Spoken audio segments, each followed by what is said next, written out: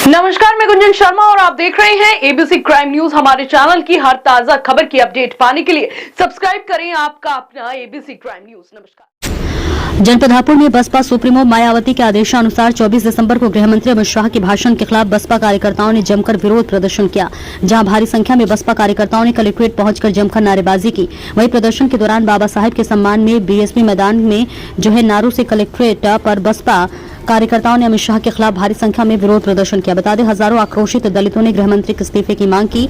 बसपाई बोले, करोड़ों दलितों की भावनाओं को गृहमंत्री ने ठेस पहुंचाई है। प्रदर्शन के दौरान कलेक्ट्रेट के गेट पर पहुंचे दलितों की भारी भीड़ रही।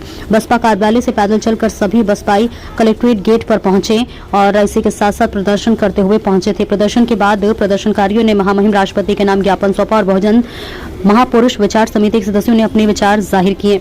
जनपद हापुड़ से संवाददाता तेजवीर सिंह सागर की देखिए खास रिपोर्ट। नमस्कार, इस वक्त मैं मौजूद हूं बहुजन विचार समिति के सदस्य श्री अरुण कुमार गौतम जी के पास में, जो 17 दिसंबर को संसद में बाबा साहब डॉक्टर भीमराव अंबेडकर जी के ऊपर गृह मंत्री अमित शाह जी ने जो गलत टिप्पणी की थी, आज उसके पूरे भारत में विरोध में बसपा ने पूरा प्रदर्शन किया था। तो मेरे पास में है अरुण कुमार गौतम जी, इनसे कुछ सवाल जवाब करेंगे। देखिए, जो 17 दिसंबर को सम्मानित पद पर बैठे गृह मंत्री अमित शाह ने जो बाबा साहब के खिलाफ आपत्तिजनक टिप्पणी की है, तो उसी के विरोध में हमने आज विशाल धरना प्रदर्शन करा। बहुजन समाज में एक रोष है, आक्रोश है। ये बहुजन समाज प्यार का भूखा है, सम्मान का भूखा है, लेकिन गृह मंत्री ने अपने पद पर जो संविधान के अनुसार पद पर बैठे हैं, आसीन हैं, उन्होंने अपने पद की गरिमा को भी नहीं देखा और बाबा साहब के खिलाफ उन्होंने आपत्तिजनक टिप्पणी की। इससे बहुजन समाज की भावनाएं आहत हुई हैं।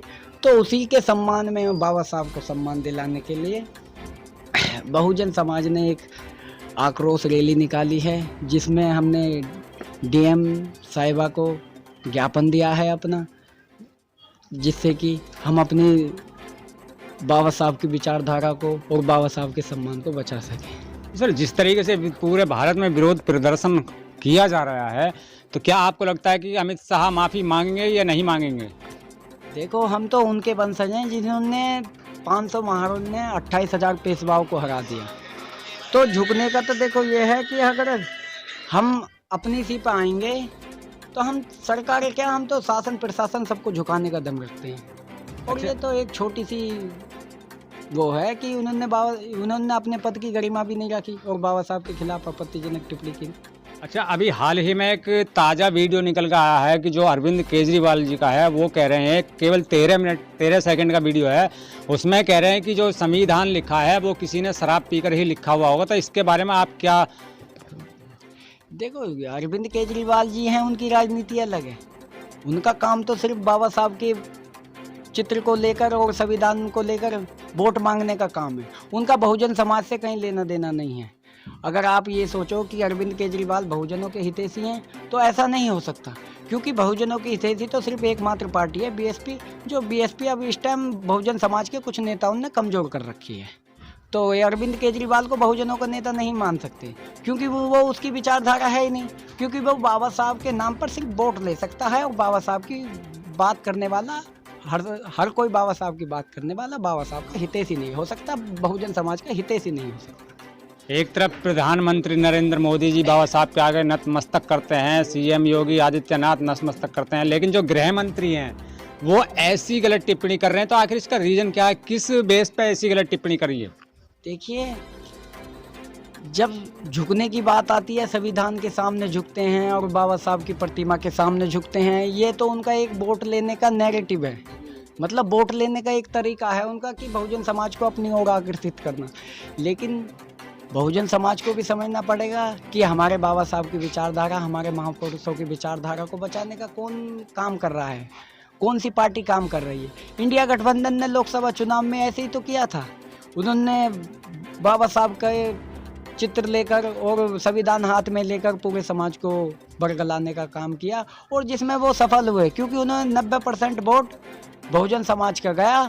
और वोट लेने के बाद वो बहुजन की विचारधारा से बिल्कुल अलग हो गए। जो बहुजन समाज के व्यक्ति हैं वो कहते हैं कि बसपा डूबती हुई नज़र आ रही है, लेकिन जो बसपा है वो आज भी बाबा साहब के विचारों पर इतनी चलती है, इतनी मानती है कि जो एक टिप्पणी पर ही पूरे भारत में बसपा ने हंगामा खड़ा कर दिया, मतलब शोर मचा दिया। तो ये बसपा इतनी कमज़ोर क्यों होती भी जा रही है? देखिए, बहुजन समाज के नेताओं को सोचना पड़ेगा, ज़मीनी स्तर पर काम करना पड़ेगा, समाज के बारे में सोचना पड़ेगा। क्योंकि बात ऐसी है, हमारी पार्टी कमज़ोर नहीं हुई है, ये तो लोगों को लग रहा है। देखो, एक ट्वीट पर आज पूरा समाज इकट्ठा हो गया। अगर एक ट्वीट ना होता तो समाज थोड़ी इकट्ठा होता और पार्टियों ने भी जोर जमाए, लेकिन नहीं, समाज इकट्ठा हुआ। बहन जी के एक आदेश पर पूरा समाज इकट्ठा हो गया।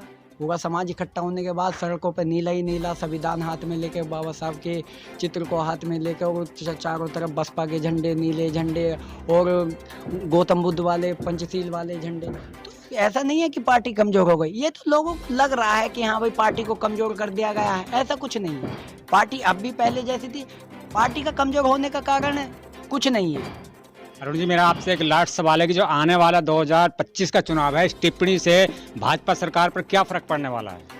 देखो, भाजपा सरकार पर अब तो फर्क पड़ेगा ही पड़ेगा, और इस वाले उससे इंडिया गठबंधन पर भी फर्क पड़ेगा। क्योंकि इंडिया गठबंधन ने जो बहुजन समाज का वोट लेने का काम किया था, झूठ बोलकर वोट लेने का काम किया था, और हम नहीं चाहते कि अब वो ऐसा होए, और हमारा अब वोट ना ही बिखरेगा और ना ही बिकेगा। अब तो समाज के अंदर एक पार्टी का मात्र विकल्प होगा, और वो बसपा के अलावा बहुजन समाज अब कहीं नहीं जाएगा। ये जो छोटी छोटी पार्टी बना के ये जो समाज को भड़काने का काम कर रहे हैं, बरगलाने का काम कर रहे हैं, अब ये सब सुधार में आ जाएंगे। बसपा के अलावा कोई विकल्प नहीं होगा बहुजन समाज के पास। तो मेरे साथ में थे अरुण कुमार गौतम जी, जिन्होंने बाबा साहब के ऊपर टिप्पणी जो करी थी उसके ऊपर विचार